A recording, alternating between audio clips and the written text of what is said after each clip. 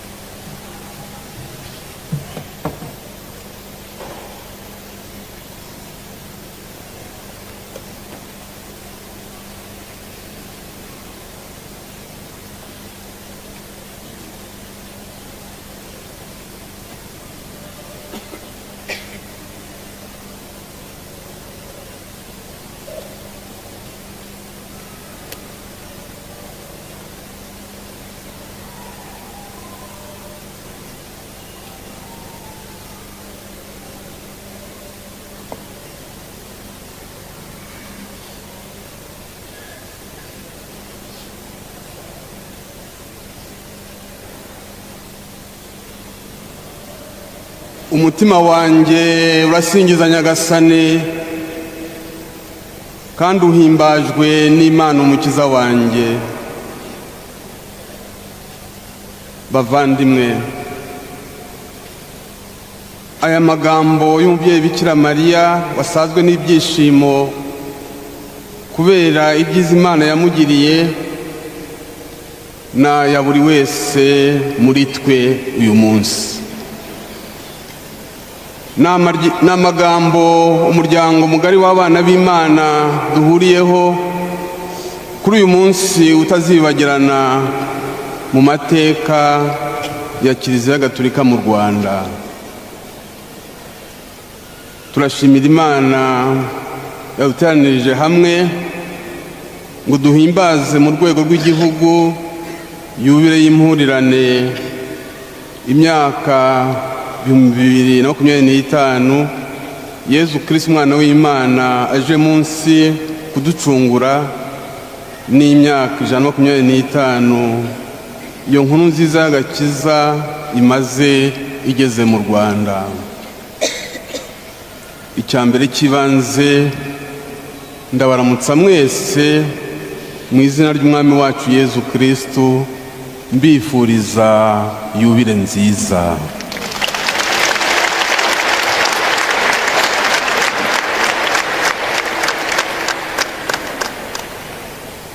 Bavandimwe, kuri uyu munsi utagira uko usa,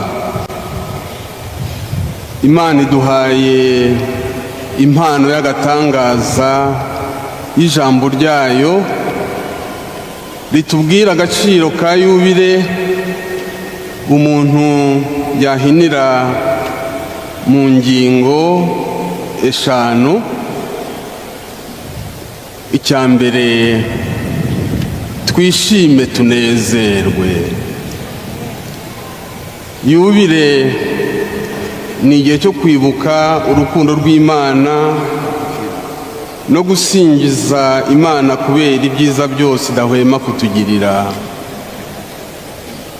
Ni ukuri amateka y'isi muri rusange n'aya buri wese by'umwihariko ari mu biganza by'Imana, yo muhanzi wa byose na mugengabihe. Twemere ko ibyo dutunze byose n'icyo turi cyo tubikesha Imana.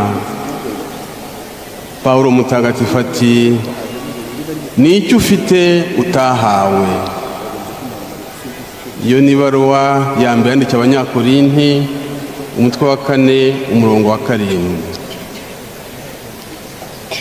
Muri ayo mateka maremare y'ineza y'Imana tuganjemo, iminsi, amezi n'imyaka bikurikirana bidasa. Hari iminsi n'imyaka isanzwe n'idasanzwe, nk'uko twabyumvise mu isomo rya mbere mu gitabo cy'Abalevi umutwe wa 25 kuva ku murongo wa 8 kuza ku wa 9. Yubile ni igihe cy'imbabazi, ni igihe kidasanzwe cyo guhimbaza ukubohorwa kw'abaturage bose no gusingiza Imana. Ni mucyo twifashishe rero aya magambo y'umuririmbyi wa Zaburi aho agira ati, Mana yanjye, Mwami wanjye, nzasingiza izina ryawe iteka ryose. Zaburi 145 umurongo wa 1. Yubile ni itubere twese rero igihe cyo gusingiza izina ry'Imana. Yubile ni itubere igihe cyo gusubira ku isoko ry'ubukristu no gusubiza ibintu mu buryo. Icya kabiri, iyubile itwibutsa bavandimwe, Imana iradukunda byahebuje. Muri yubile turatangarira urukundo ruhebuje Imana yadukunze. Imana yatugaragarije urukundo rwayo igihe iturema idukuye mu busa, ikaturema mu misusire no mu ishusho yayo. N'igihe abantu twanze kumvira tukivutsa gutyo ubucuti bwayo, ntiyigeze idutererana ngo duhere ku ngoyi y'urupfu, ahubwo yatwoherereje umwana wayo w'ikinege ngo atubere umukiza. Nk'uko twabyumvise mu isomo rya kabiri, igihe twari tugifite intege nke, Kristo yapfiriye abanyabyaha ku munsi wagennye, atwunga atyo n'Imana kandi aratwunga hagati yacu. Yezu yaradukunze byimazeyo igihe yemeye kudupfira ku musaraba. Ishema ryacu twahigira abandi ni umusaraba w'umwami wacu Yezu Kristo, nk'uko Pawulo yabyandikiye Abanyagalati umutwe wa 5 umurongo wa 24. Icya gatatu tuzirikana kuri iyi yubile, duheye no ku ijambo ry'Imana ryamamajwe. Imana idutungisha ijambo ryayo n'amasakaramentu yayo muri kiliziya yayo. Yubile ni igihe cyo kumva ko Imana iri kumwe natwe mu rugendo rw'ubuzima bwacu. Imana yacu ihorana natwe iminsi yose kandi amanywa n'ijoro, ntihumbya, ntihwema kutwiyegereza nk'uko inkoko yundikira udushwi twayo. Inkuru y'abigishwa b'Emawusi twumvise mu Ivanjili ntagatifu uko yanditswe na Luka, itwereka neza ukuntu Yezu Kristo aza dusanga mu mibereho yacu, mu mateka yacu, maze guhura nawe bikaduha ibyishimo bidacogora n'amahoro nyayo. Aba bigishwa twibuke ko bari bahungabanyijwe n'uwa gatanu mu butagatifu, kubona uwo bakunze abambwa ku musaraba nk'abagome. Ububabare n'urupfu bya Yezu ku musaraba byari byatumye bacika intege. Kubona Yezu ku musaraba byatumye biheba, bagira ubwoba, bibaza byinshi, bikabatera kubura amahoro. Mu kumva ibyanditswe bitagatifu no mu imanyura ry'umugati, Yezu wazutse yarabigaragarije, maze abamara intimba. Imitima yabo yuzura ibinezaneza.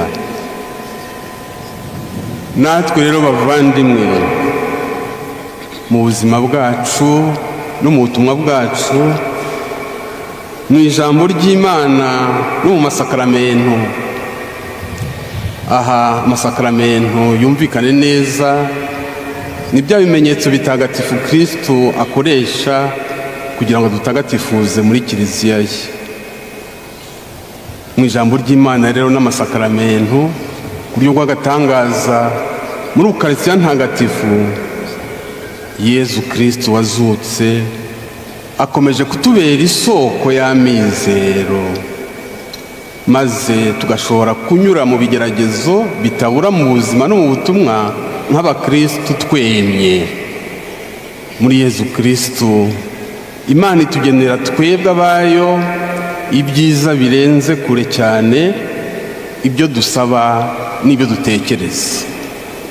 Koko rero nta cyadutandukanya n'urukundo rwa Kristo nta na kimwe, nk'uko Pawulo mutagatifu abitangaho ubuhamya mu ibaruwa yandikiye Abanyaroma umutwe wa 8 kuva ku 31 kugeza ku 39. Icya kane, duhimbaje yubile ariko dukomeje urugendo turangamiye Kristo. Nibyo, dushoje urugendo rwa yubile ariko dukomeje urugendo turangwa n'ukwizera, nk'uko Papa Francisco yabiturarikiye mu ntangiriro y'iyi yubile ya Kiliziya y'isi yose. Bavandimwe, muri uyu mwaka w'imigisha n'ibyishimo by'igisagirane twasangiye, twakoze urugendo rw'imyaka ikabaka 2 duhimbaza yubile mu matsinda no mu byiciro. Dukomeje urugendo rwo kuyoboka no kurangamira Yezu Kristo, soko y'amizero, ubuvandimwe n'amahoro, nk'uko insanganyamatsiko y'iyi yubile mu Rwanda yabidushishikarije. Bavandimwe, turangamire Yezu Kristo byishimo byacu, turangamire Yezu Kristo mahoro yacu. Mu bigeragezo twizigiye uhoraho, niwe buvunyi bwacu n'ingabo idukingira. Ibyishimo biri mu mutima wacu, kandi ibyo byishimo niwe bikomokaho. Amizero yacu akaba mu izina rye ritagatifu, nk'uko tubisoma muri Zaburi ya 32 kuva ku murongo wa 20 kugeza ku 21. Bavandimwe, dusenga ubutarambirwa kandi nta buryarya. Aya ni amagambo twibukijwe, twumvise mu butumwa bw'ikibeho.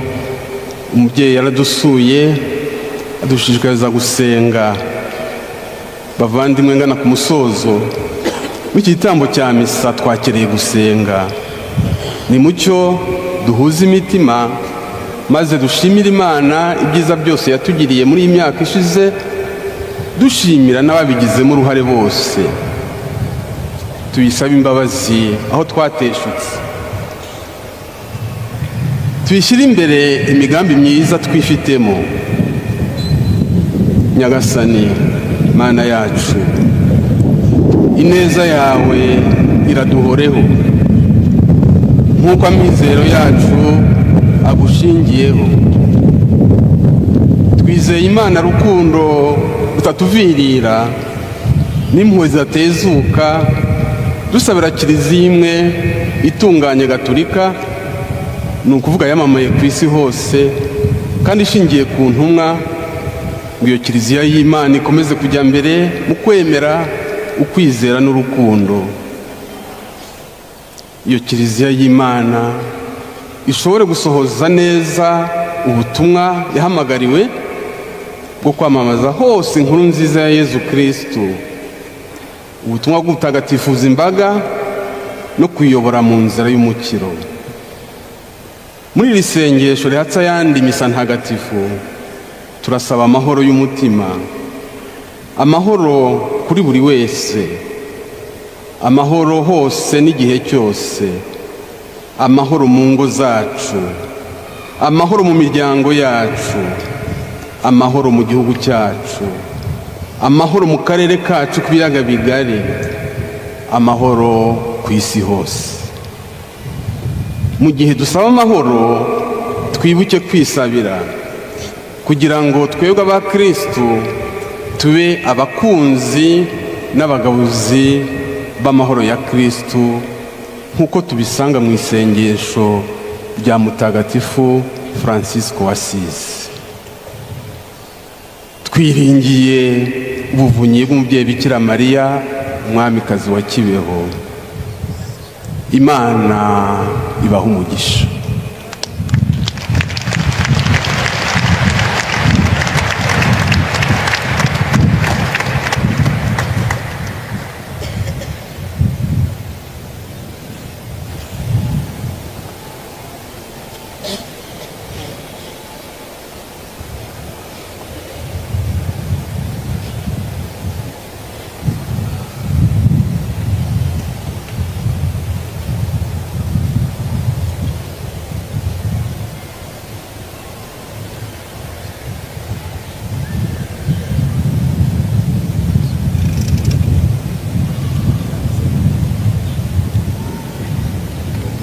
bavandimwe rero muhaguruke twamamaze ukwemera kwacu.